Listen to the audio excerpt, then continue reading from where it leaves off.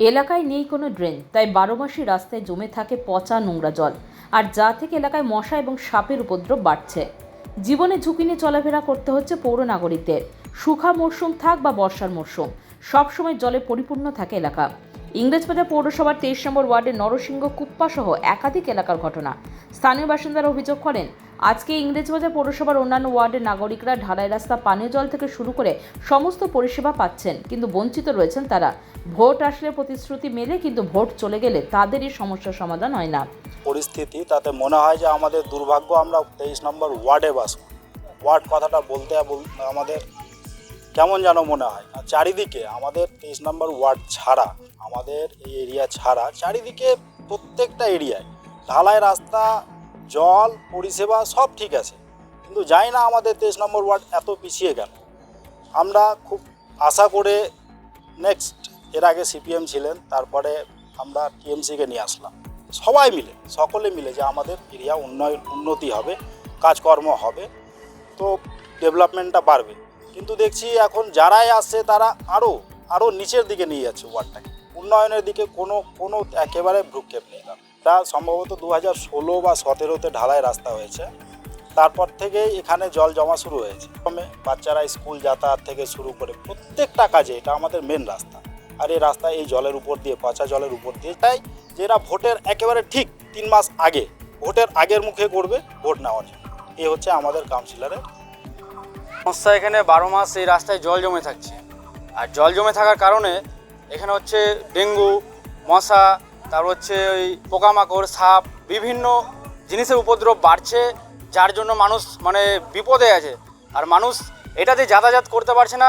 সামনে হচ্ছে স্বাস্থ্যকেন্দ্র আছে, স্বাস্থ্যকেন্দ্রে চিকিৎসার জন্য যাবে, তার আগে এখানে তো সাপের কাছে আক্রান্ত হয়ে মানুষ বিপদে পড়বে। তো এই যে আজকে মানুষ এরকম পরিস্থিতিতে, আজকে কোনো কাউন্সিলর বলেন আর অন্যান্য জায়গায় বলেন, পৌরসভা বলেন, সবাই আমাদের এরকম পরিস্থিতি দেখতে পাচ্ছে। প্রতিবার ভোটের সময় আসছে, প্রতিশ্রুতি দিচ্ছে যে আমাদের প্রবলেম সলভ করে দেবে, কিন্তু ভোট ফুরিয়ে গেলে আর কাউকে দেখা যায় না। আর আমরা আজকে অসহায় হয়ে ডিএমের কাছে আমরা দ্বারস্থ হয়েছি যে আমাদের এই পরিস্থিতি থেকে মুক্ত করে যাতে আমাদেরকে বাঁচিয়ে রাখুক, আমাদেরকে সুস্থভাবে চলাফেরা করার সুযোগ করে দিই। ইংরেজবাজার পৌরসভার 23 নম্বর ওয়ার্ডের তৃণমূল কাউন্সিলর সুজিত সাহা জানান, এই ওয়ার্ড তৈরি হয়েছিল 1990 সালে, তখন দায়িত্বে ছিল সিপিএম, পরবর্তীতে কংগ্রেস। তাদের সময় এলাকায় কোনো উন্নয়ন হয়নি, কিন্তু যবে থেকে আমরা এই ওয়ার্ডের দায়িত্ব পেয়েছি, আমাদের তৃণমূল পরিচালিত ইংরেজবাজার পৌরসভা এলাকার উন্নয়নের কাজ করেছে। এলাকায় ড্রেনেজ সিস্টেম নেই, সেক্ষেত্রে জল সেভাবে বেরোতে পারে না, সেক্ষেত্রে ড্রেন সিস্টেমের কাজ করা হবে। আমি এই বিষয়ে পৌরসভার চেয়ারম্যান, জেলা প্রশাসনকে, এমনকি আমাদের রাজ্যের পৌরমন্ত্রীকেও বিষয়টি জানিয়েছি। ওয়ার্ডটা হয়েছে 1990 সালে, তখন দায়িত্বে ছিল সিপিএম। 5টা 25 বছর কাউন্সিলর জনপ্রতিনিধি সিপিএমে ছিল। 25 বছর জনপ্রতিনিধি থাকাকালীন সিপিএমের চেয়ারম্যান বোর্ড ছিল সিপিএমের। 5 বছর জনপ্রতিনিধি ছিল আপনার বিজেপি, বোর্ড ছিল বিজেপিরও। নির্দলের চেয়ারম্যান ছিল বহুদিন, কংগ্রেসের চেয়ারম্যান ছিল, এবং যারা জনপ্রতিনিধি পূর্বে ছিল তারা ছিলেন টোটালি উদাসীন, ওই এলাকার সম্বন্ধে কোনোদিনও ভাবেনি। শুধু জল, রাস্তায় জল না, রাস্তা ছিল কাদা, রাস্তা ছিল না, জল ছিল না, লাইট ছিল না, আপনার স্বাস্থ্যকেন্দ্র কিছুই ছিল না। যা হয়েছে আপনার ওই এলাকার যতটুকু উন্নয়ন দেখতে পাচ্ছেন, রাস্তা হয়েছে, লাইট হয়েছে, আপনার ওই এলাকায় 2টো স্বাস্থ্যকেন্দ্র হয়েছে, ওই এলাকায় আপনার জলে বাড়ি বাড়ি জল হয়েছে, সবটাই কিন্তু হয়েছে আমাদের তৃণমূলে পরিচালিত পৌরসভার অন্তর্ভুক্ত বোর্ডেই। বাকি যেটা কাজ, আজকে ওই এলাকায় কোনো রকম ড্রেনেজ সিস্টেম নেই। ড্রেনেজ সিস্টেম যেখানে থাকবে না সেখানে তো জল জমবেই। ড্রেনেজ সিস্টেম না থাকার জন্য আমি কিন্তু বহুবার আবেদন করেছি।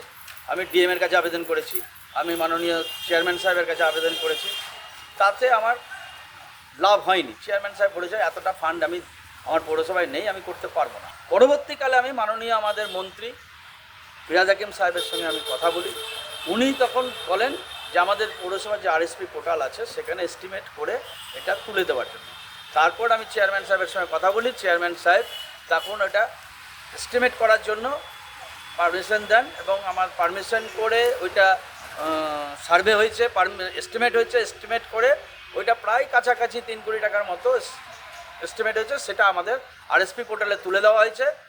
খুব শীঘ্রই হয়তো আমাদের আরএসপি পোর্টালে টাকা অনুমোদন আসলেই আমরা ওইখানে হাইড্রেনের কাজ শুরু করব। Bureau news, Bangla Times.